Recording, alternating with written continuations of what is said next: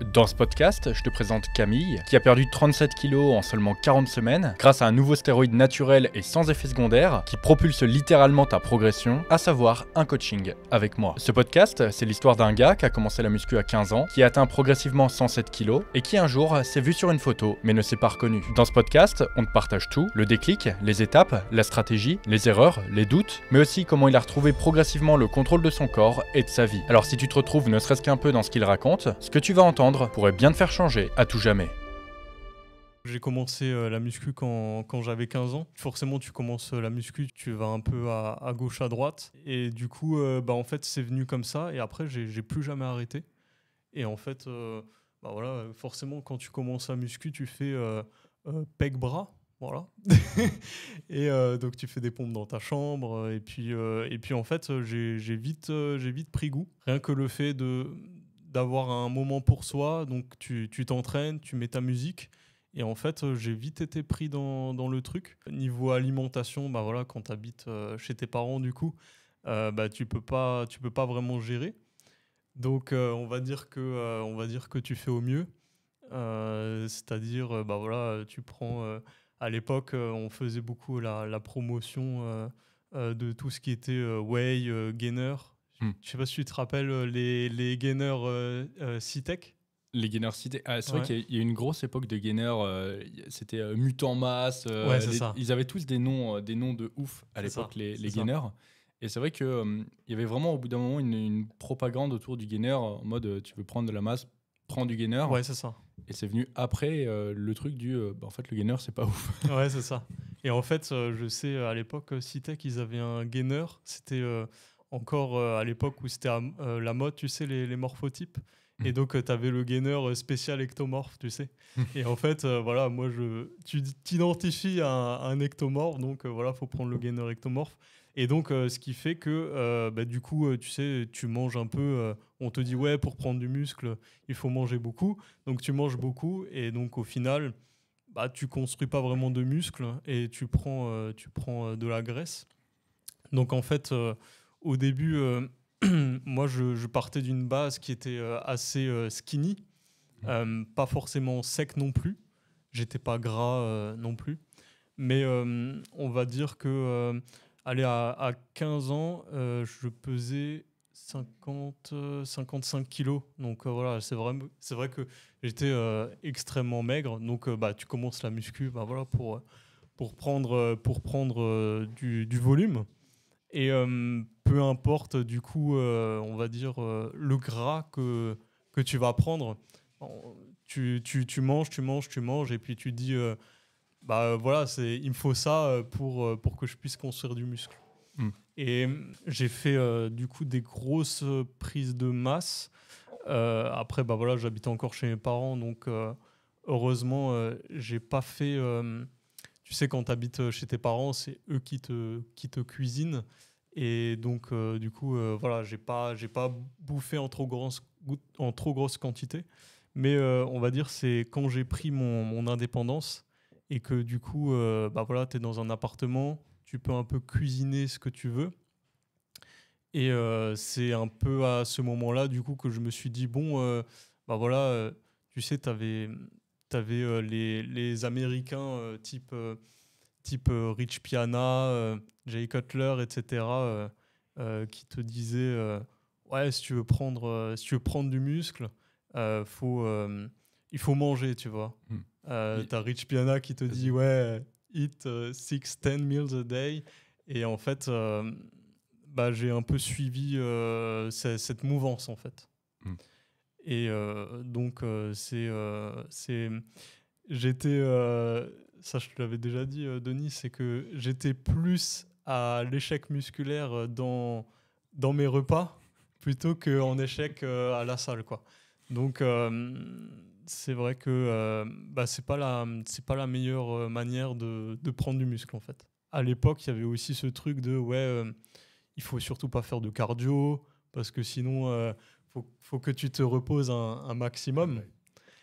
Et du coup, voilà, j'étais parti là à 15 ans à 55 kilos et je me suis retrouvé là vers 25 ans à 107 kilos au plus haut, ouais.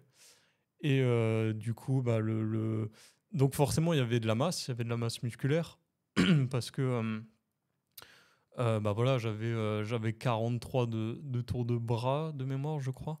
Mais c'était 43 de tours de gras, quoi. Voilà. Donc, en fait, ben, ça a pas vraiment d'intérêt. Et au niveau du tour de taille, j'étais aussi à. Donc, pour 107 kilos, j'avais 107 cm Ouais. de tour de taille. Donc, c'est vrai que c'était. J'étais arrivé à un point où, en fait, tu te rends pas compte. En fait, tu te dis, bah, je suis content parce que je remplis mes habits, en fait.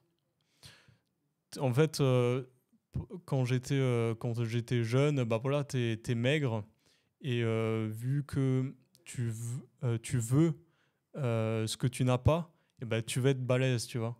C'est comme la personne qui a été gros toute sa vie et, euh, et qui derrière, en fait, bah, elle veut des abdos, tu vois. Et moi, de base, j'avais des abdos assez facilement. Et en fait, je me suis dit, bon, bah, en fait, je m'en fous des abdos. Moi, je veux remplir mes vêtements, je veux avoir des gros bras. Et en fait, c'est tombé dans l'excès, en fait. Tu avais 10 ans de pratique, influencé par effectivement toutes en fait, tout ce qu'on nous disait avant, les anciennes informations, etc. C'est vrai qu'aujourd'hui, quelqu'un qui a commencé la muscu il y a 1 an, il doit se dire mais pourquoi du coup il a fait ça. Mais c'est vrai que en fait, c'est quelque chose que j'ai fait aussi, hein. Moi, je me retrouve exactement dans tout ce que tu dis. Rich Piana, il avait cette phrase qui disait You need to eat big to get big. En gros, bah, vas-y, envoie les calories. Et c'était vraiment comme ça à l'époque, zéro cardio. Vraiment, c'était le cardio, c'est l'ennemi. Tu dois vraiment faire zéro cardio et du coup, le plus possible te concentrer sur la muscu. Aujourd'hui, voilà, quelqu'un qui entendrait ça dirait mais comment ils ont pu dire ça? Mais à l'époque, voilà, c'était ça, les informations qu'on avait, le recul qu'on avait. Et puis effectivement, ça a fait que t'es monté progressivement. Et c'est vrai que d'un point de vue du... En fait, il y a un moment où tu te mets à te complaire dans le gabarit que tu as, avec du coup t'es bien, hein, honnêtement, 107 kilos, 43 cm de tour de bras. Je peux te dire que en fait, tu te sens plein. Les barres, elles te paraissent toujours toutes légères. C'est ça. Tu sais, tu prends une machine, tu sais que tu peux la pousser, tu sais, très facilement. Tu as ce truc tu sens que tu es fort. Toutes les barres aussi, tu vas sur un RDL, tu le subis pas.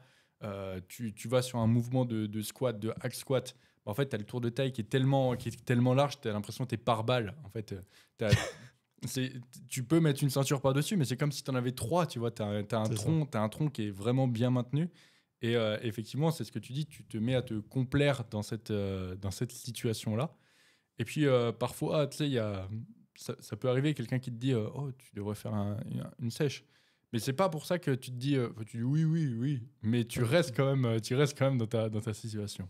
Tu sais que tu as du ventre, mais en fait, tu t'arrêtes à quand tu te flexes dans le miroir. En fait, même en pull, tu sais, tu parais rempli, tu parais balèze. Et moi, c'était vraiment mon truc, c'était de me sentir vraiment volumineux, en fait. Et, qu'est-ce qui m'a fait me rendre compte que c'était peut-être pas la bonne voie. Alors, le déclic, ça c'est arrivé, c'était un moment précis. Tu sais, au bout d'un moment, tu deviens tellement gras que en fait, t'oses plus te regarder. Et en fait, tu sais, quand tu prends une photo, je sais pas, tu prends un selfie, tu prends une photo de toi.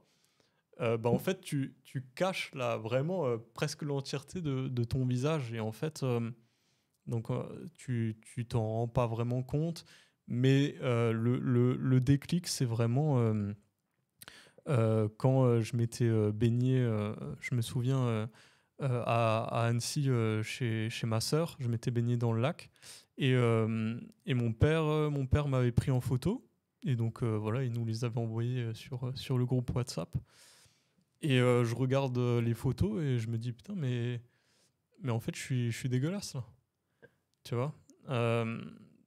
C'était vraiment dur pour moi de voir ça, parce que tu te dis, ah ouais, ben, en fait, toutes ces années de musculation, tout ça pour que après, ben voilà, quand on te prend en photo, ben ouais, tu te sens, voilà, j'étais très gras en fait, et puis bah t'as beaucoup, bah forcément, il n'y a pas tout qui va sur le tour de taille. Après, chacun stocke différemment le gras, mais moi j'avais pas mal de gras au niveau du visage. Vraiment, ça faisait un double menton, limite un triple. Enfin, c'était vraiment devenu catastrophique. Et en fait, bah, c'est à ce moment-là où j'ai eu le déclic. Je me suis dit, bon, bah, pourquoi t'as commencé la muscu? C'est avant tout pour le physique. Après, comme dit, chacun commence la muscu, a des raisons différentes de commencer la muscu, mais la musculation type bodybuilding, et moi, c'est pour ça en fait que j'ai commencé à muscu. C'est pour on va dire, me sentir bien et entre guillemets beau, voilà. Et c'est vrai qu'en voyant les photos, je me suis dit, bon, c'est plus possible. Et ça a été du coup l'élément qui t'a dit, ok, c'est bon, cette fois-ci je pars dans l'autre sens, quoi. C'est ça. En fait, je me souviens du coup, je te connaissais depuis pas très longtemps, donc notamment via les podcasts. Et je me suis dit, bah tiens, voilà, j'ai commencé à m'intéresser à ton travail. Et du coup, bah, je me suis dit, bon, allez, ben, j'avais écouté vraiment pas mal de vos podcasts. Bon, je pensais jamais que j'allais finir ici. Ouais, c'est vrai. La boucle est en quelque sorte un peu bouclée, quoi. Ouais, c'est ça. C'est parti de là et du coup, on en est là aujourd'hui. C'est ça. Et donc, du coup, j'ai pris contact avec toi et je me souviens encore dans ma demande, j'avais dit, tu sais, tu as des questions au début auxquelles on doit répondre. Ouais.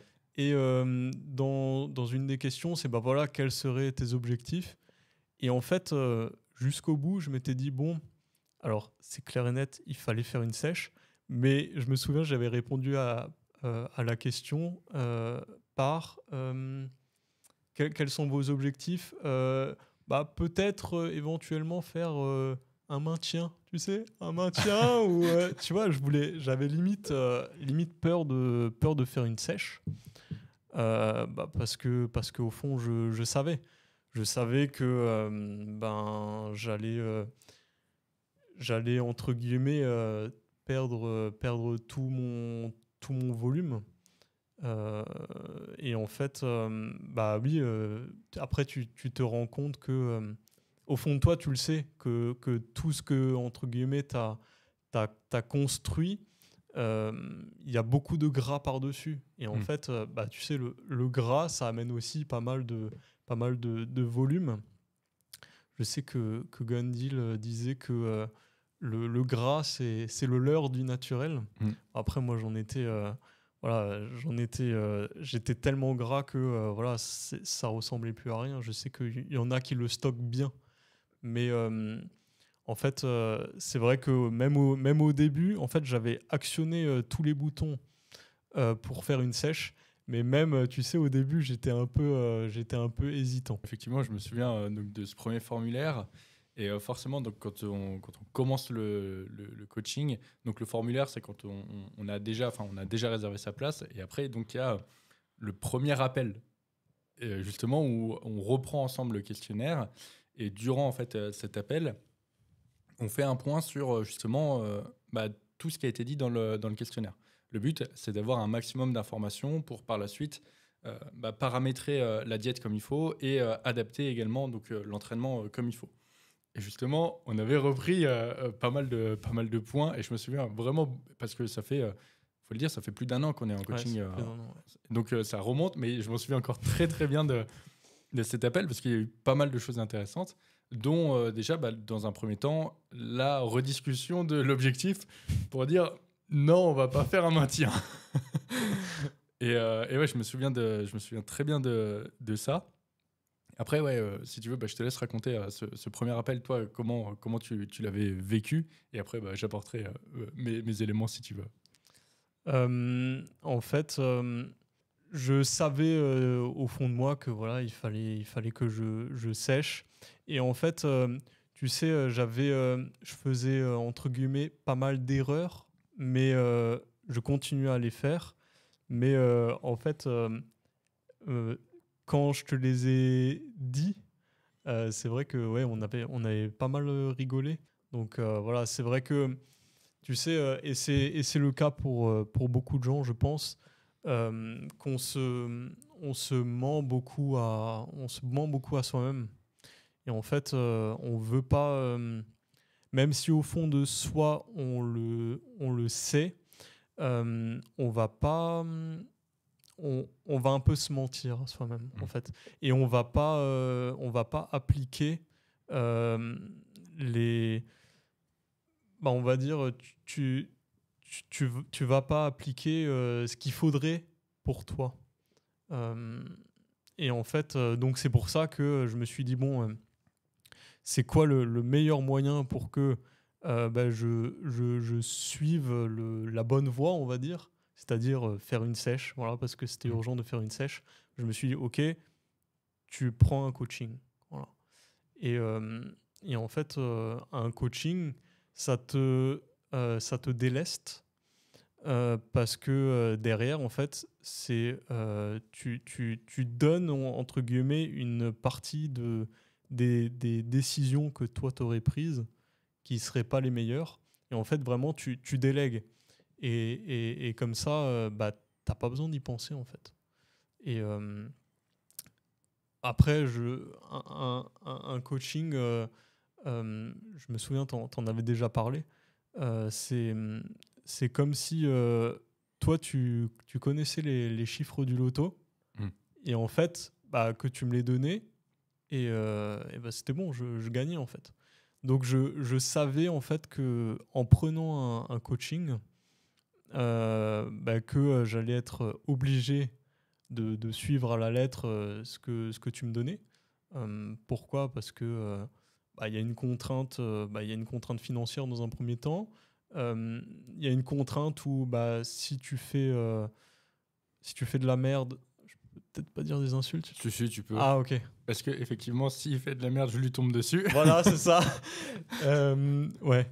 Ça se voit. Je veux dire, au bout d'un moment, tu sais pas pourquoi le poids est monté. Bon, Qu'est-ce qui s'est passé? qu'est-ce qui s'est passé?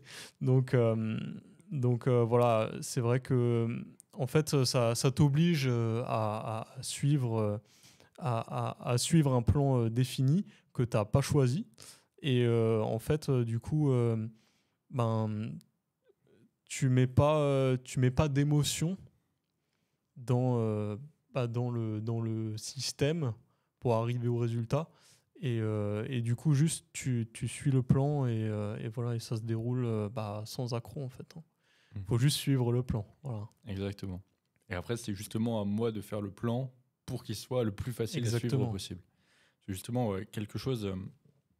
en fait, la plupart des gens qui viennent avec moi, qui prennent un call pour un coaching, souvent, en fait, ils me disent quasiment tous la même chose, c'est j'ai l'impression que je fais beaucoup d'efforts pour peu de résultats. Et en fait, après, en coaching, c'est plutôt l'inverse. J'ai l'impression que je fais peu d'efforts pour beaucoup de résultats. Parce qu'en fait, c'est à moi de trouver le plan sur lequel tu auras le meilleur équilibre et qui sera le plus facile à tenir pour toi tout en ayant en fait les meilleurs résultats possibles. Mais par contre, ouais, le premier call, effectivement, je me souviens, je reviens dessus parce que tu m'as débloqué aussi au fur et à mesure des souvenirs en racontant tout ça. Tu as dit on avait bien rigolé, mais en fait, je me souviens, du coup, le feeling était bien passé tout de suite parce que Ouais. c'est important aussi dans un coaching parce que en fait, le secret d'un coaching réussi, c'est la communication. C'est vraiment échanger le maximum d'informations, etc. Et donc, au début, quand on connaît pas trop la personne, justement, il faut les premiers calls aussi sont là pour avoir un premier contact. Et c'est vrai que toi, tout de suite, la glace a été brisée. C'est comme tu disais, en fait, tu me racontais les choses et en fait, tu te rendais compte au fur et à mesure des erreurs. Et justement, par rapport à l'huile, je me souviens, donc j'avais essayé d'estimer ta quantité d'huile. Et puis, tu sais, tu me disais ça en mode oh, j'en mets un peu, quoi. Et je dis comment ça, un peu? Et tu m'as dit pour pas que ça colle.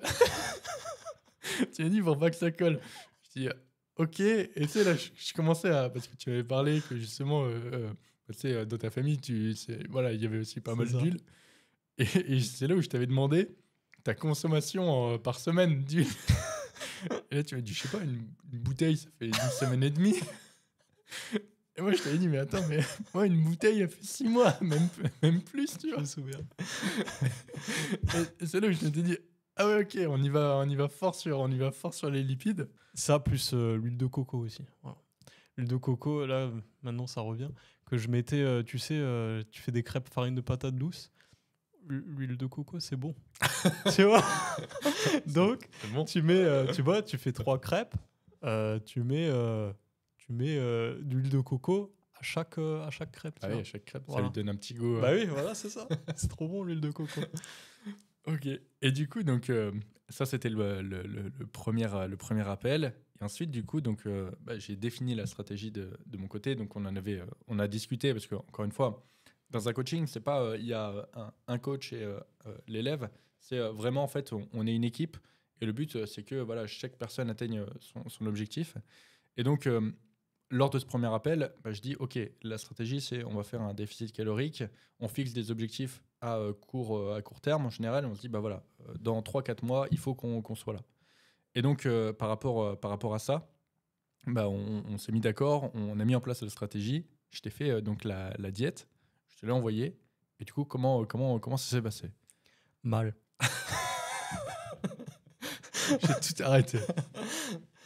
Je me souviens, j'étais dans le canapé, je vois le truc. Et en fait, c'était un tableau. Donc, pour dire, c'était un tableau Excel à choix multiples. Tu peux expliquer peut-être Je peux l'expliquer si tu veux. Ouais. En fait, effectivement, donc j'utilise Google Sheets, donc qui est la version Google de Excel.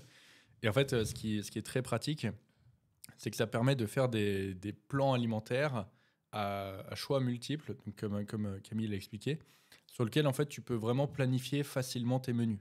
C'est-à-dire que si tu veux, par exemple, des légumes, en fait tu vas avoir courgettes avec 300 grammes, et si tu veux, en fait tu peux choisir des carottes, et automatiquement ça va t'ajuster la quantité.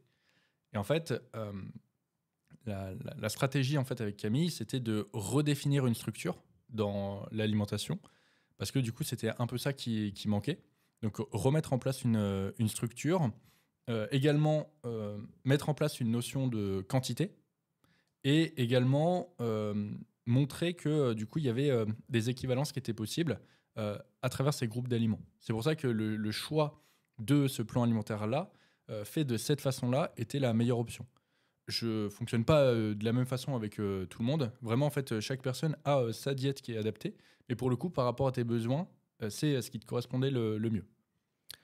Alors oui, effectivement, parce que c'est comme je disais au début, tu vois, je me suis dit, tiens, pour moi, une portion de légumes entre 200 grammes de poireaux et un avocat, voilà, j'avais mes légumes, tu vois, parce que voilà, il y avait des fibres.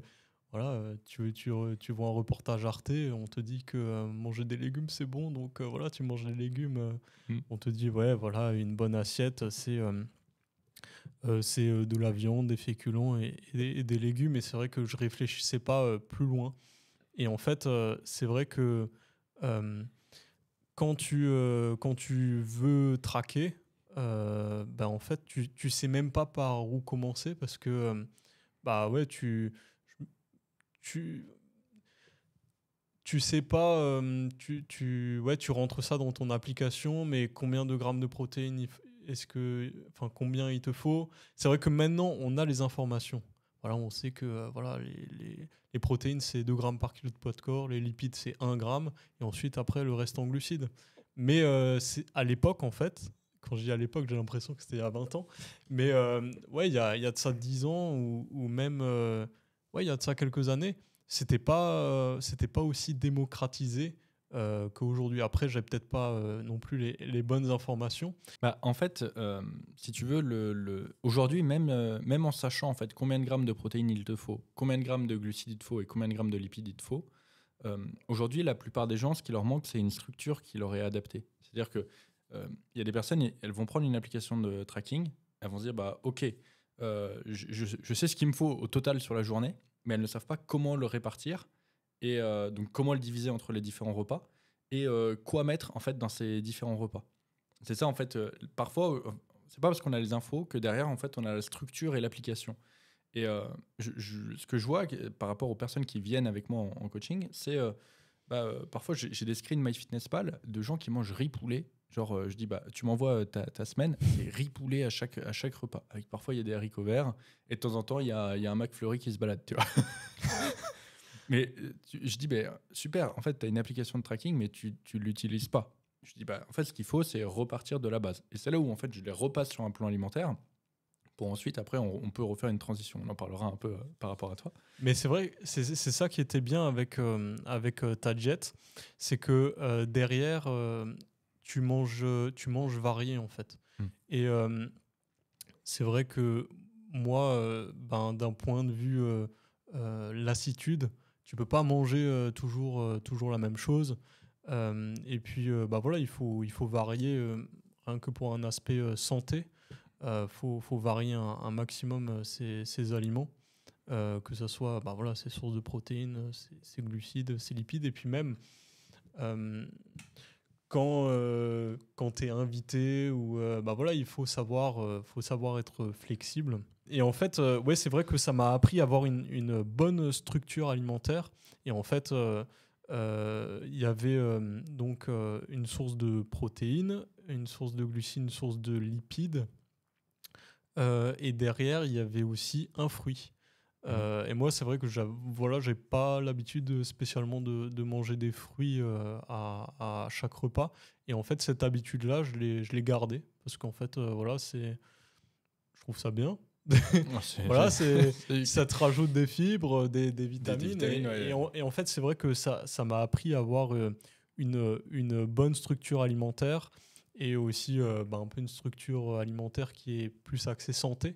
Et en fait, du coup, c'est vrai que avec la jet, maintenant, on a trouvé un peu mon total calorique qui me correspond. Donc alors pour la jet, j'étais à 2750 kilocalories. On avait mis 12 000 pas. Pour moi, 12 000 pas au début, c'était énorme, quoi. Parce qu'en fait, quand tu regardes ton entourage, personne fait 12 000 pas. Et c'est vrai que de suivre des gens comme toi, tu sais, d'avoir un environnement digital où les gens, ils s'entraînent dur, ils font leur step, etc. C'est vrai que du coup, ça te plonge dans une certaine discipline. Et du coup, c'est pour ça que j'ai pas eu vraiment de problème. On avait ce total calorique. Et en fait, donc j'étais à 107 kilos et on a perdu progressivement entre 1 kilo à 500 grammes toutes les semaines. Je me souviens... en fait, ça s'est jamais arrêté. Le poids a sans cesse diminué. Je me souviens, tu me l'avais dit pendant le premier call, c'est que en fait, du coup, on a une grosse marge de progression. Et effectivement, voilà, tu m'as mis à 2750 kilocalories et c'était pas... Enfin, je veux dire, c'est pas mal. Hein. Enfin, ouais. Et tu dis en plus que tes portions étaient petites, mais est-ce que tu as eu faim ? Même pas. Pas vraiment. Et en fait, je me souviens au début, tout de suite, ce qui m'avait marqué, c'était la digestion. Ouais, tout de suite, tu digères beaucoup mieux. Et après, forcément, au fur et à mesure du temps, tu sais, tu as tous les facteurs de santé qui s'améliorent. Voilà, il faut savoir que quand tu fais, voilà, je fais 1m80, 107 kg, derrière, tu as des difficultés pour dormir. Tu fais beaucoup d'apnée du sommeil. En fait, même pour dormir, en fait, tu sais, tu te réveilles le lendemain, t'as mal partout, en fait. T'as mal au cervical parce que ouais, t'es tellement volumineux. C'est pareil, je me souviens en été, tu sais, t'as les cuisses qui se frottent aussi. Donc ça, c'est l'enfer, ça. Quand, tu sais, au niveau des adducteurs, t'es toujours rouge. Il faut que tu mettes des shorts spéciales. C'est pareil. Après, t'es essoufflé. T'es toujours essoufflé. Même tu marches, tu marches 100 mètres, t'es mort en fait. Je me souviens au début, du coup, quand on a commencé le coaching, je me suis vraiment mis à marcher. C'était la galère. Hein. C'est vraiment. Je me souviens des fois, même j'empruntais, j'allais en forêt, tu sais, et puis il y avait un peu de dénivelé. Il fallait que je m'arrête pour reprendre mon souffle. Et vraiment, c'était. Et en fait, tout ça, tu t'en rends pas compte.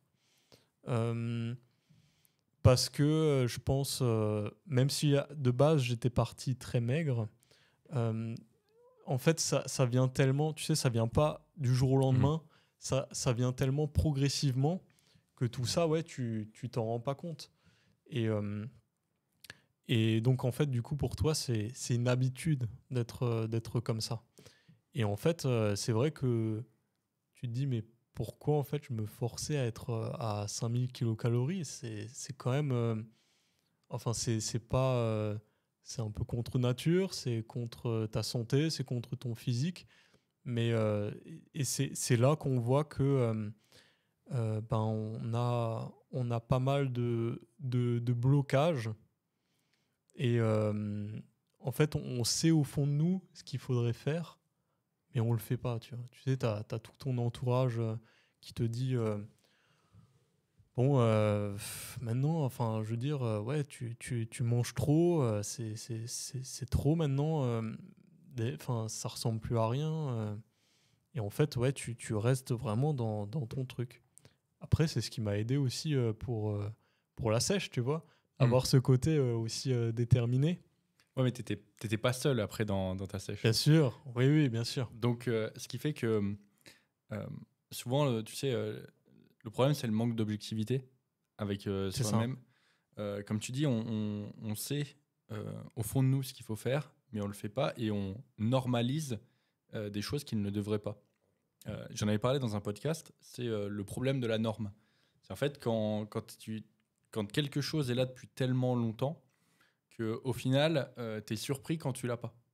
Donc, j'avais pris l'exemple du gars qui fait toujours du développé couché, qui a mal à l'épaule. En fait, il va être choqué le jour où il a pas mal à l'épaule sur le développé couché. Parce que sa norme, c'est d'avoir mal à l'épaule. Et toi, là, ce que tu dis, c'est exactement ça. C'est, en fait, tu avais l'habitude de te réveiller en ayant mal partout, tu avais l'habitude de mal dormir, de mal digérer. Et en fait, à partir du moment où on a changé des choses, en fait, très rapidement, il y a eu des facteurs de progression là-dessus. Et dans tes retours, je me souviens, tu me dis, tu me le disais, tu me disais, niveau digestion, c'est parce que c'est les retours qui sont venus le plus rapidement possible.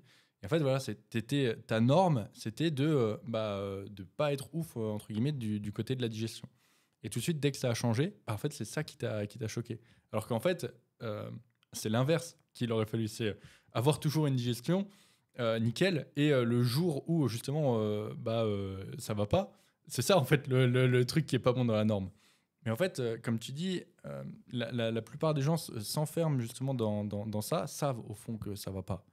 Mais il y a ce truc c'est ancré, il faut que je le fasse, et c'est dur du coup de sortir entre guillemets de ça. Mais par contre, une fois que tu en sors, tu dis ah mais pourquoi pourquoi j'ai fait ça en fait. C'est ça. Là, tu te dis ouais, t'as vraiment pris des mauvaises décisions.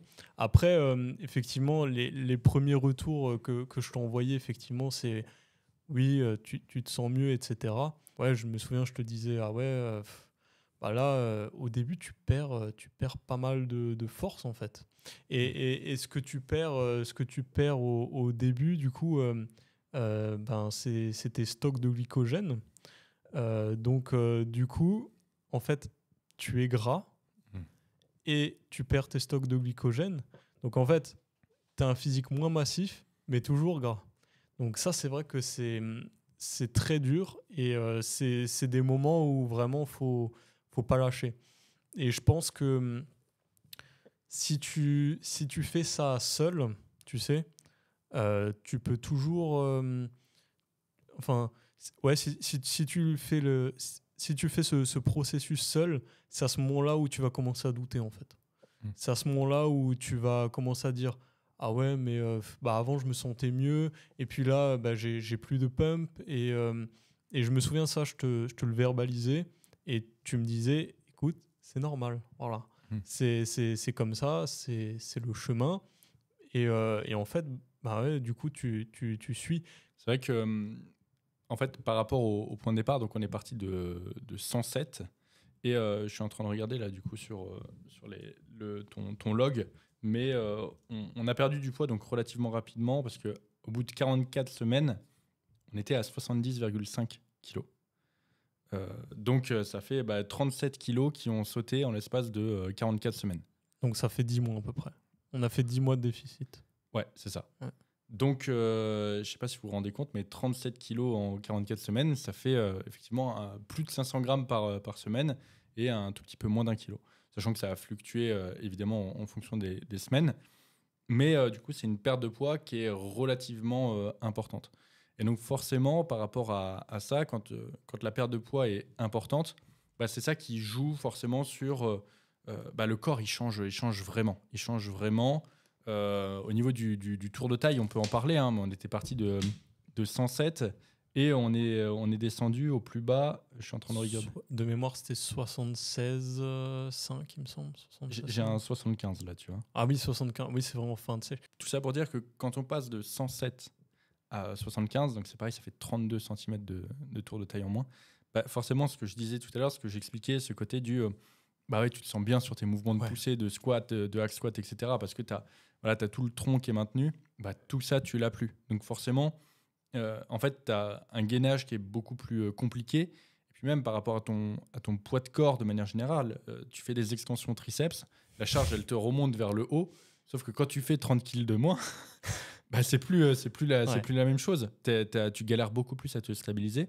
Et donc forcément, tout ça, ça a un impact sur tes performances. Ça ne veut pas dire que tu perds du muscle, mais c'est juste que c'est plus difficile de fournir le même effort parce que le même effort, du coup, te demande toi de fournir beaucoup plus de force. Et donc ça, c'est effectivement très dur, couplé au fait que oui, le déficit calorique fait qu'il y a moins de réserves de glycogène, donc le pump est moins bon. Ça ne veut pas dire qu'il est absent, mais parfois, en fait, il est tellement minime par rapport à ce qu'on avait avant qu'on a l'impression effectivement qu'il est absent. En fait, il y a tout ça qui joue. Et puis, effectivement, comme tu l'as dit, le plus dur, c'est, dans un premier temps, c'est toujours en fait le passage le plus dur dans le cut. C'est quand, en fait, tu es sur les premières semaines. Et c'est pour ça que beaucoup de personnes arrêtent sur les premières semaines. Parce que, déjà, la plupart sous-estiment le poids qu'il y a à perdre. Moi, j'ai beaucoup de personnes qui viennent me voir. Il y a au moins 20 kilos à tomber. Ah, c'est ça. Et ils me disent, il y en a 5 à tomber. Donc, C'est ça. effectivement, quand on arrive à l'étape cruciale du on en a perdu 5 et ils voient toujours pas les abdos et en même temps, ils se sentent plus plats. Là, c'est là où c'est mentalement compliqué. Et c'est là où, effectivement, moi, mon rôle, c'est de dire non, t'inquiète, on avance, on avance, on avance. Et après, en fait, plus on avance et plus il y a un moment où on arrive dans la phase où tu commences à vraiment être sec, et plus tu es sec, plus justement, en fait, chaque kilo que tu perds se voit. C'est-à-dire que quand tu perds 1 kilo en étant à 30% de body fat, en soi, ça fait pas une grosse diff sur le physique. Mais par contre, quand tu perds 1 kilo, quand tu es à 10% de body fat, je peux te jurer que là, le physique, c'est plus du tout le même. Ce qui fait que au début du coaching, c'est là où c'est traître, c'est que tu vois pas réellement les résultats sur le plan physique. Tu les vois surtout sur en fait, les métriques. Donc le poids, le tour de taille. Oui, ok, j'ai perdu 10 cm de tour de taille, mais en soi, c'est super. Tu le vois dans tes vêtements, t'es moins serré, etc. tu vois une différence aussi, mais c'est pas pour ça que tu vois tes abdos. Par contre, quand tu perds, du coup, on va dire 1 kilo, quand tu es à 10% de body fat, bah, je peux t'assurer que tes abdos, et en plus, surtout, ça peut, à la vitesse à laquelle on allait, c'était vraiment, ça se faisait de semaine en semaine. Ouais. Plus on avance, en fait, quand on compare les premières photos des bilans et les dernières photos des bilans, en fait, là où il y a le plus de changements, c'est sur les derniers bilans, où on voit, en fait, d'une semaine à l'autre, des stries qui apparaissent sur les pecs, quoi. Les épaules qui creusent de plus en plus, la démarcation au niveau des bras. Et c'est là où, en fait, si tu arrives à survivre toute ta sèche jusqu'à ce moment-là, bah là, tu es vraiment dans le meilleur. Et après, le mieux du mieux, c'est quand tu pars dans le sens inverse, que du coup, tu pars en surplus, et que cette fois-ci, tu fais un surplus qui est maîtrisé, et que là, tu rajoutes donc du poids sur ta balance, mais du muscle. Et là, c'est le même principe. Quand tu es à 10% de body fat, quand tu prends 1 kg et que tu restes à 10% de body fat, bah, je peux t'assurer que le physique, c'est plus du tout le même. Mais effectivement, il y a des périodes qui sont compliquées. Et je me souviens au début, tu te souviens, ce qui t'affectait beaucoup, c'était les mesures au niveau du tour de bras. Oui. C'était, tu étais parti de 43. et effectivement, premier bilan, 41,5. Ouais. Et là, ça fait mal. Hein. Là, ça fait mal. Là, effectivement, je m'en souviens. Et après, il y a eu cette période où justement, tu as commencé de plus en plus à voir les résultats. Je me souviens, tu m'avais envoyé des photos aussi de ton physique, du visage, pour dire putain, la vache, ça a vachement creusé. Ouais. Et là, d'un coup, tu te dis, le tour de bras, c'est secondaire, quoi. Oui, c'est ça. Oui, effectivement. En fait, tu sais, des fois, tu t'attaches à des trucs à la con, en fait. Je veux dire, tu t'attaches au poids. Moi, je regardais la balance. J'étais content quand la balance, elle affichait +1. Ou en fait, c'était vraiment c'était une course au poids, en fait. Et ça peut paraître débile dit comme ça, mais en fait, c'est vraiment plus tu vois le poids monter, plus tu es content parce que voilà, tu veux paraître massif. Pareil pour le tour de bras. Enfin, je veux dire, j'avais 43 de tour de bras. C'était majoritairement du gras, en fait. Je pense aussi, ce qui m'a sauvé un peu dans cette sèche, c'est qu'au fur et à mesure, je commençais aussi à intensifier mes entraînements. Parce que c'est ce que je disais tout à l'heure, c'est que voilà, j'étais plus à l'échec, on va dire, dans mes assiettes, plutôt que à l'échec dans mes séances. Et en fait, voilà, c'est en suivant majoritairement tes vidéos que j'ai vraiment compris l'importance de ouais, tu pousses tes séances. Et en fait, avant, ce que je faisais, je m'entraînais en fait en format fixe. Tu sais, tu fais ton 4x10 au développé couché, tu fais ton 4x15 au curl incliné. En fait, ça, je le faisais, mais derrière, en fait, ça permet pas d'aller aussi loin dans l'effort. Vraiment, j'étais à des années-lumière de RIR. Voilà. Et en fait, sur je dirais les 7 derniers mois, je pense que j'avais quand même réussi à maintenir une certaine performance parce que justement, en fait, j'allais à la salle et j'essayais vraiment de pousser mon entraînement au maximum. Même si voilà, c'était dur, t'as pas de congestion, t'as pas de sensation. Et puis voilà, je me souviens encore, c'était la presse à cuisse. C'était les séances cuisses, elles étaient horribles parce que t'as l'impression que tu vas te faire écraser par la presse. En fait, vraiment, fallait vraiment que je m'énerve à chaque séance, avant chaque série, pour juste conserver mes répétitions. Et ça, c'est vrai que maintenant que je suis en surplus, en fait, tu te rends compte de la chance que tu as d'être en surplus. Et en fait, du coup, à chaque séance que je fais aujourd'hui, je me dis, bon, écoute, Camille, c'est bon, t'es en surplus maintenant. Tu vas pas à la salle pour faire du 4x10 comme ça, et puis très, très loin de l'échec. Donc vraiment, c'est vrai que cette sèche, ça a eu aussi une répercussion très positive sur mon entraînement.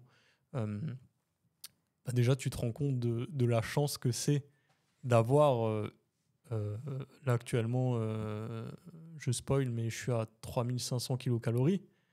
C'est une chance en fait. Je veux dire, juste d'un point de vue entraînement, en fait, t'as des pumps du démon. Quand tu vas à la salle, ouais, t'as vraiment l'impression que t'es méga fort. Donc en fait, c'est vrai que l'avantage d'être passé par 10 mois de déficit, et ben derrière, c'est que en prise de masse, tu fais pas de la merde en fait. Parce que ouais, tu te souviens de avant, quand tu avais 5000 kilocalories et que voilà, t'en branlais pas une quoi, à la salle. Et donc là, tu te dis, ouais, il faut vraiment que je m'envoie à la salle, quoi. Il y avait un grand homme qui disait « mérite tes carbs ». Ouais, c'est ça. C'est exactement ça, en fait. C'est exactement ça. Du coup, bon, là, on a un peu spoil, du coup, Ouais. donc, mais c'est pas très grave, parce que du coup, on a déjà donné quelques chiffres. Ce qui s'est passé, c'est donc, si je resitue, on a commencé donc avec le plan alimentaire, et au milieu, du coup, on a donc adapté un peu la stratégie, et on a basculé sur une application de tracking. Exactement. Oui, c'est vrai. Je pars à nouveau dans tous les sens. Non, vas-y, je t'en prie. Comme les retours. Comme les vocaux. Comme les bilans. Ouais, comme les bilans. Donc, du coup, on avait effectivement le plan alimentaire. Et ensuite, donc au début, c'est vrai que c'est bien, ça t'apprend à avoir une bonne structure alimentaire, etc. Et au bout d'un moment, je t'avais dit, bah écoute, c'est un peu gênant dans le sens où, bah voilà, si t'as, je me souviens, le bœuf haché, c'était 255 grammes par repas. Tu te dis, bon bah voilà, si le boucher, il te laisse... tu sais, je cuisinais pour 3 repas, et bah à la fin, il te restait 50 grammes, tu vois. Et donc, je t'avais dit, bah voilà, comment est-ce que je peux faire? Et tu m'avais dit, bah écoute, maintenant que tu es bien habitué à ce que c'est une bonne assiette, une bonne composition, on va dire, au niveau des macros, et bah derrière, on va passer sur une application de tracking. Ça m'a permis, au début, en fait, les repas que tu m'avais mis sur le tableau Excel, au début, je reproduisais presque les mêmes. Parce que t'as un peu c'est un peu pas la peur de l'inconnu, mais en fait, tu peux pas passer sur une application de tracking si tu connais pas vraiment ce que c'est une bonne assiette. Parce qu'après, sinon, tu fais vite n'importe quoi. Donc, c'est vrai qu'au début, je restais vraiment dans le cadre. Et puis après, au fur et à mesure, du coup, voilà, je commençais à augmenter un peu les carbs, diminuer les lipides pour avoir toujours un plus gros volume alimentaire. Et c'est vrai que, en fait, ce que je t'avais dit quand j'avais commencé à prendre l'habitude, donc au bout de quelques semaines, c'est que je t'avais dit, mais en fait, t'as l'impression que t'es le roi du monde, en fait. Parce que derrière, j'avais vraiment appris à gérer correctement ma jet. Et en fait, c'est vrai que ça te donne une impression un peu de super pouvoir, parce que tu te dis, mais en fait, c'est super parce que derrière, tu peux être invité. Et en fait, le matin, tu vas manger un peu moins. Tu vas être invité, je sais pas, à un resto à midi. Et du coup, derrière, en fait, tu compenses. Et en fait, c'est vrai que cette liberté qu'offrent les applications de tracking, ça peut être un piège, je pense, pour certaines personnes. Surtout, voilà, moi, je t'avais en coaching. Donc voilà, il fallait pas que je fasse de la merde. Et derrière aussi, voilà, je voulais réussir mes objectifs. Mais je pense que, en fait, ouais, bien utiliser une application de tracking, c'est vraiment c'est la liberté. Et vraiment, en fait, ce que j'ai bien aimé avec le coaching, c'est que ça a été un apprentissage. C'est pas je te donne les clés et tu fais le taf à ma place. C'est en fait, ça a vraiment été pour moi un apprentissage. Et aujourd'hui, en fait, c'est vrai que je suis plus ou moins indépendant, on va dire, autonome. Parce que ouais, en fait, tu m'as appris à gérer ma diète. Ça, c'est un point super important parce que justement, en fait, quand quelqu'un vient vers moi en coaching, il vient avec ses objectifs.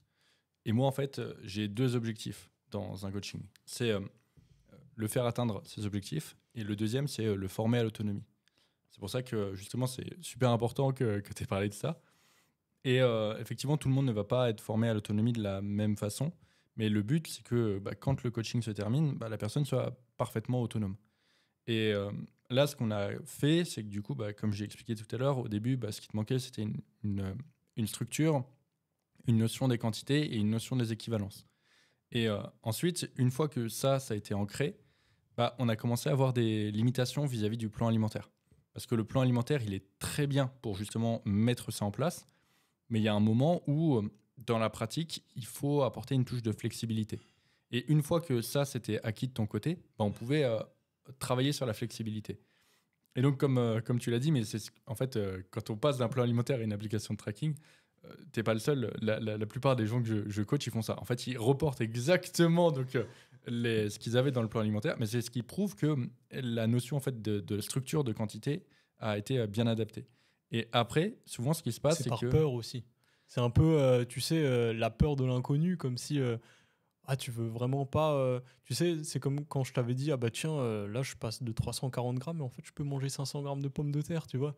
Et tu te dis, en fait, ouais, tu veux pas, tu veux pas revenir dans tes travers, en fait. Voilà, c'est ça. Et tu te dis, c'est pour ça, t'as une certaine crainte, en fait. Et du coup, effectivement, par rapport à ça, souvent, il y a cette crainte. Et puis après, une fois que tu prends en main l'application, tu te dis, ah ouais, ok, je peux faire passer ça, tu vois.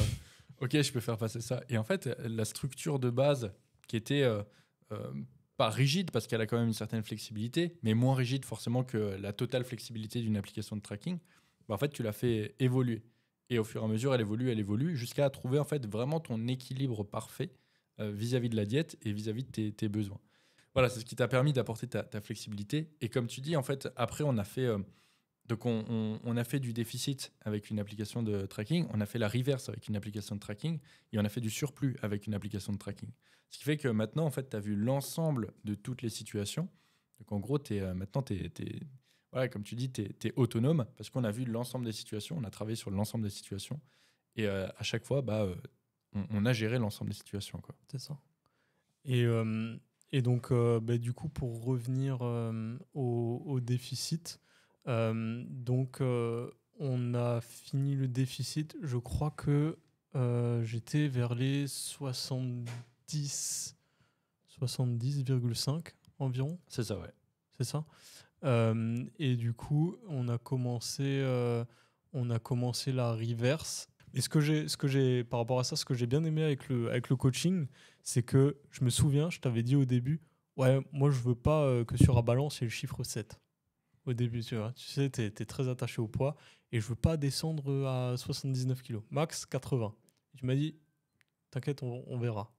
Tu m'avais pas dit ça comme ça, mais tu m'avais dit, oui, on verra. Et en fait, ce qui est bien, c'est que du coup, on a fixé vraiment des objectifs à court terme et ça a été vraiment des objectifs au fur et à mesure. Si tu m'avais dit au début, écoute, tu vas devoir perdre 37 kilos, je l'aurais fait, je pense, mais ça aurait été, je pense, très compliqué. Je résilié le coaching, je veux plus. Ouais, c'est vrai que, en fait, donc la façon dont je procède, c'est très facile en fait de déterminer des objectifs à 3 ou 4 mois. Par contre, un objectif à 6 mois, 1 an, c'est très compliqué. Donc en fait, on fonctionne par palier d'objectifs. Au bout de 3 mois, une fois qu'on a atteint les objectifs, on refixe des objectifs et on avance comme ça. Et souvent, ce qui se passe, c'est que du coup, la vision qu'a la personne d'elle-même et du coup, la mentalité, etc., change. Ce qui fait qu'effectivement, là où tu dis, je ne veux pas avoir le chiffre 7 au début, si je te dis tout de suite, parce que moi, je sais, en fait, je sais quand il faut estimer le poids à perdre, maintenant, j'ai l'expérience. Si je t'avais dit tout de suite que on va finir à genre 70, 75, je pense que tu aurais été tout de suite moyen chaud. Ouais, j'aurais été dégoûté, je pense. Ouais, ça t'aurait pas motivé. Ouais. Et attaquer justement quelque chose, faire un coaching en te disant en fait je veux finir à un poids auquel je veux pas. Toi dans ta tête t'associes ça, tu te dis voilà, si je suis à 70 c'est sûr que j'ai plus de muscles, je suis tout skinny, ça va pas. Donc c'est pour ça que déjà fixer des objectifs qui sont réalisables, toi déjà ça permet de te projeter. Et tu te dis ok dans 3 mois je serai là. Et voilà, au bout de 3 mois on est là. Ok, maintenant on peut se reprojeter. Et au fur et à mesure comme ça c'est parce que toi-même, au bout d'un moment, tu vois, quand tu es à 80 kilos, que tu vois que tu es beaucoup plus sec, mais que tu n'as pas encore les abdos, tu dis, T'en veux plus. voilà, tu dis, il va falloir que j'y aille. Tu dis, il va falloir que j'y aille. Et puis, comme tu dis, les premiers mois, ils ne sont pas compliqués. Les premiers mois, ils ne sont pas compliqués. Donc, tu te dis, en fait, je vais y aller et je vais y aller facilement. Donc, effectivement, il y a tout ce processus du, OK, on y va étape par étape. Et c'est aussi ce qui fait qu'un objectif est plus facile à tenir dans le temps. C'était une technique, je crois que je ne sais plus quel corps de l'armée qui l'utilise, mais quand ils font des tests qui restent je ne sais plus combien de temps dans le froid, ils doivent tenir je ne sais plus 24 heures dans le froid. En fait, le secret qu'ils ont pour tenir 24 heures, c'est qu'ils ne se disent pas « Ok, j'ai 24 heures à tenir. Ok, 24 heures, 1, 2, 3, 4, 5. » Non, ils font « Ok, là je tiens 1 heure. » Et au bout d'1 heure, ils se disent « Ok, je tiens 1 heure. » Et en fait, c'est ça, ils segmentent l'objectif, l'objectif de 24 heures en 24 objectifs d'1 heure. Et là, c'est le même principe. Tu as 37 kilos à perdre. En gros, perdre 37 kilos, c'est perdre 1 kilo, puis 1 kilo, puis 1 kilo, puis 1 kilo. Bon, là, on ne le fait pas kilo par kilo. On le fait du coup sur des périodes un peu plus grandes. Mais le fait de segmenter, ça rend aussi tout de suite les choses plus faciles parce que tu sais où t'en es. Tu peux te projeter plus facilement et tu peux voir aussi, OK, sur cette période, on doit perdre 5 kilos. Génial. J'en ai perdu 2, il m'en reste 3 à perdre. OK, j'ai un coup de mou. Ok, mais l'objectif de 5 kilos, j'en suis à 4. Bon, allez, hop, c'est bon, ce Big Mac, je le mange pas, quoi. Et c'est plus facile à tenir comme ça, et ça permet de mieux se projeter, et mieux aussi d'accepter certaines situations. Oui, c'est ça. C'est en fait, effectivement, ce qu'il faut dire aussi, c'est avec un déficit, c'est limite plus... J'ai pris goût parce que tu as vraiment ton physique qui change limite, alors pas au début, mais tu as ton physique qui change toutes les semaines en fait. Et c'est vrai que de voir sur la balance, parce qu'on avait une moyenne de perte par semaine entre 500 grammes et 1 kg, je me souviens ouais, c'est vrai que les 10 derniers kilos, on va dire, en passant de vers 80 à 70 kilos, là, c'était vraiment... je veux dire Disneyland parce que du coup t'as vraiment tu commences à voir le haut de ton pec strié, tu vois des veines apparaître au début. Voilà, t'as les abdos et ensuite tu vois bien les obliques. Moi je pensais jamais avoir une veine sur le biceps, tu vois. Et on a fini la sèche, j'avais une veine sur les abdos, tu vois. Et je pensais pas que c'était limite possible. Et en fait, c'est vrai que c'est très motivant à ce niveau-là, c'est parce que voilà, tu vois tes épaules striées, tu vois. Et en fait, j'ai pris goût comme ça. Moi qui au début avait du mal à me dire voilà, tu vas être moins volumineux, etc. En fait, j'ai trouvé mon plaisir dans le fait d'être sec et et du coup avoir cette silhouette en fait musclée en fait, parce que c'est ça qu'on cherche, c'est être en fait, c'est être sec pour voir la définition musculaire. Comme je l'ai dit au début, ça sert à rien, de mon point de vue, avoir du volume mais rien voir, c'est pas ce qu'il y a de plus esthétique, du moins c'est pas moi c'est plus moi ce que je cherche. Et en fait, c'est intéressant de voir au début les blocages que j'avais, et ensuite on va dire ça s'est débloqué avec les résultats qu'on a eu en sèche en fait. Et justement par rapport aux résultats, donc là on a fait toute toute la durée en fait de ce qui s'est passé, toute la stratégie, etc. Et niveau résultat, comme tu dis, on est arrivé à 70. Un physique qui était métamorphosé. Et également, il y a quelque chose qui a pas mal changé sur tous les retours que tu m'as fait. Moi, j'ai vu en fait forcément l'évolution physique, mais il y a aussi eu une évolution mentale sur ton côté, sur pas mal de choses. Oui, effectivement, en fait, tu gagnes un peu plus en confiance et ouais, du coup, tu te dis, tu vas t'entraîner à la salle, tu peux mettre des débardeurs et tu es content de voir, tu fais, oh putain, c'est ça mon haut de pec, putain, tu sais, tu fais tes élévations frontales et tu vois le haut de pec se contracter. Ouais, tu vois vraiment tes stries de partout et ouais, en fait, tu gagnes un peu en... Comment est-ce que je peux dire c'est pas en autorité que je veux dire, mais je veux dire, il y a une prise au sérieux, tu sais, quand t'es gras, c'est pas que t'impressionnes personne, mais ouais, t'es massif. Mais je parle par exemple à la salle de sport. Mais quand tu commences vraiment à être musclé, sec, et ben là, tout de suite, tu sais, ça fait la différence. Je le vois, c'est vrai que maintenant, même à la salle, il y a beaucoup de gens qui viennent me demander voilà, comment est-ce que tu as fait et ouais, me demander pas mal de conseils.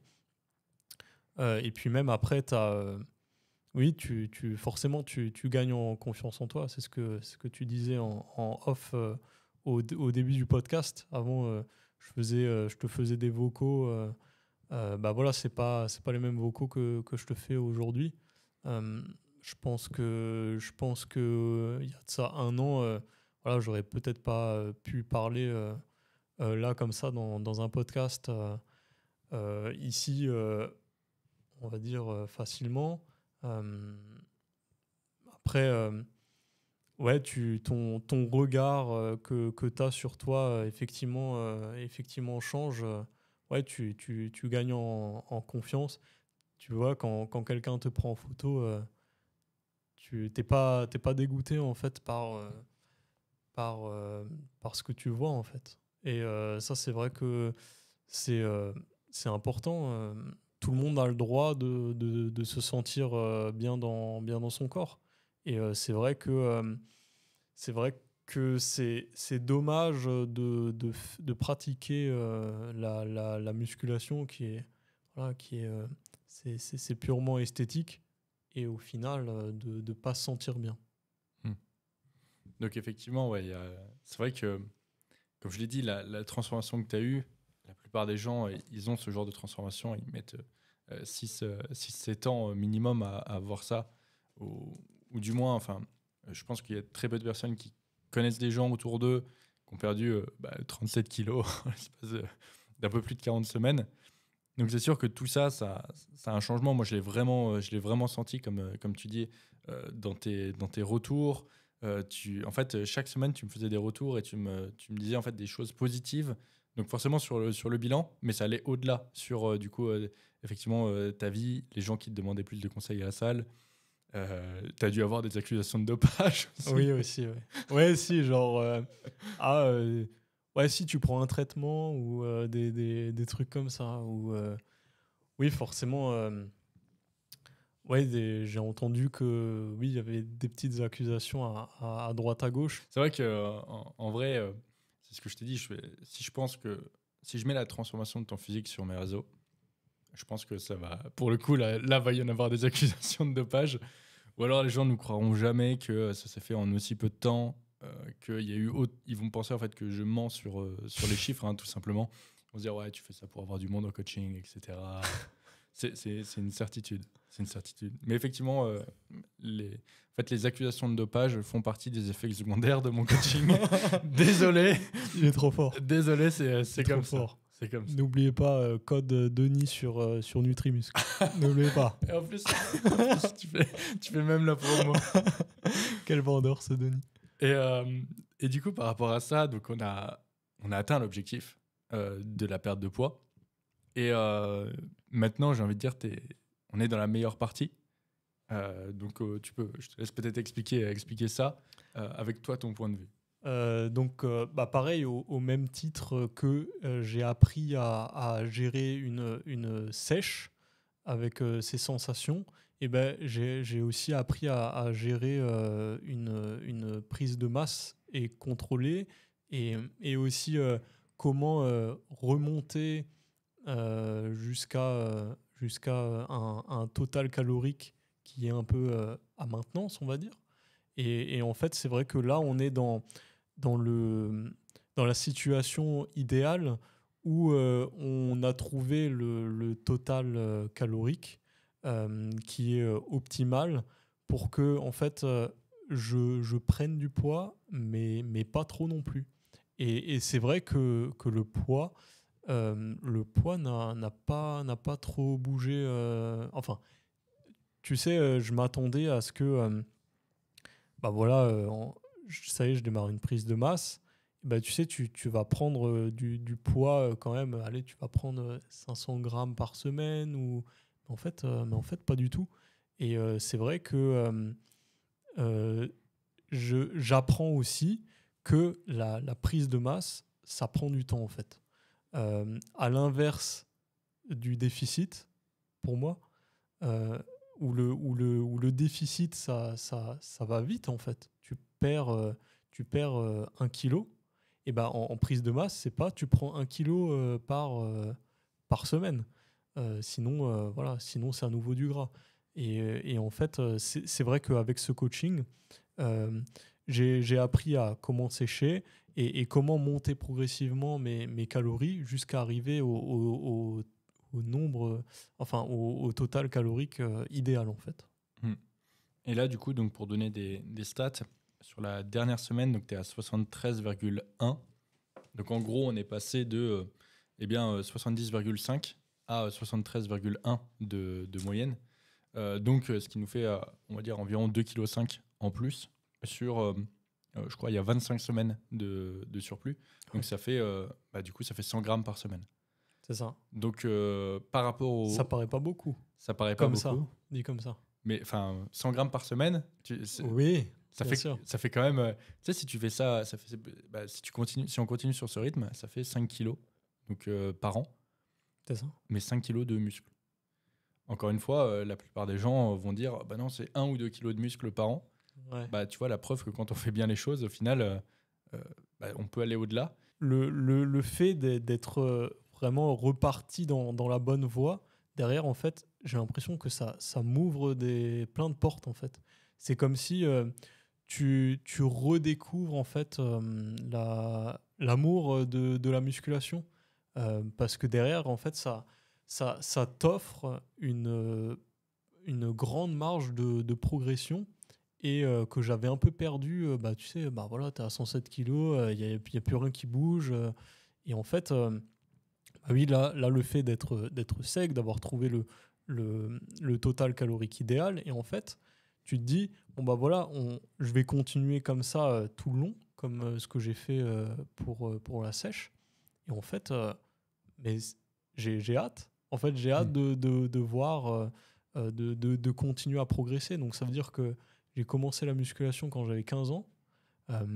Et aujourd'hui, plus de 10 ans après, et ben en fait, c'est comme si je redécouvrais...